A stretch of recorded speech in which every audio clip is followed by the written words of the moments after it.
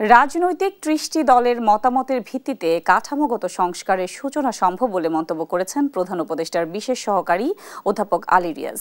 রোববার রাজধানীতে এক আলোচনা সভায় কথা জানান তিনি। বঙ্গোপসাগরকে ঘিরে আঞ্চলিক বাণিজ্যের ব্যাপক সম্ভাবনা রয়েছে, তবে প্রতিবেশী দেশ থেকে নানা চ্যালেঞ্জও আসছে বলে উল্লেখ করেন আলোচকরা।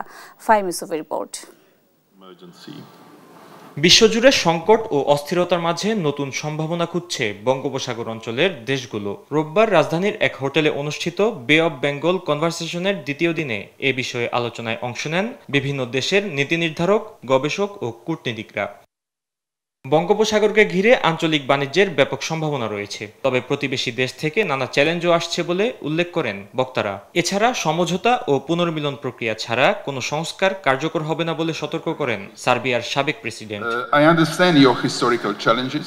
অনেক রাষ্ট্রের জন্য এখন ভঙ্গুরতা ও দীর্ঘমেয়াদী সংকটই স্বাভাবিক বাস্তবতা হয়ে দাঁড়িয়েছে। এমন প্রেক্ষাপটে প্যানেল আলোচনায় তুলে ধরা হয়েছে মানুষ ও কৃত্রিম বুদ্ধিমত্তার সম্পর্ক এখন মূলত সহযোগিতা ও পরিপূরকতার। আলোচনায় প্রধান উপদেষ্টার বিশেষ সহকারী অধ্যাপক আলী রিয়াজ বলেন, কর্তৃত্ববাদীরা অর্থনৈতিক উন্নয়ন করলেও গণতন্ত্র ও মত প্রকাশের স্বাধীনতা নিশ্চিত করতে না পারায় দেশে গণঅভ্যুত্থান হয়েছে।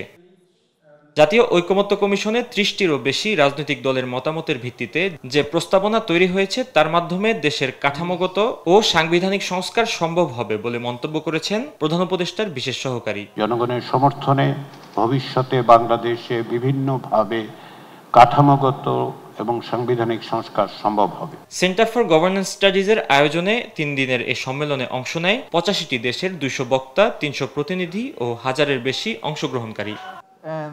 ফাহিম ইউসুফ, দেশ টিভি, ঢাকা।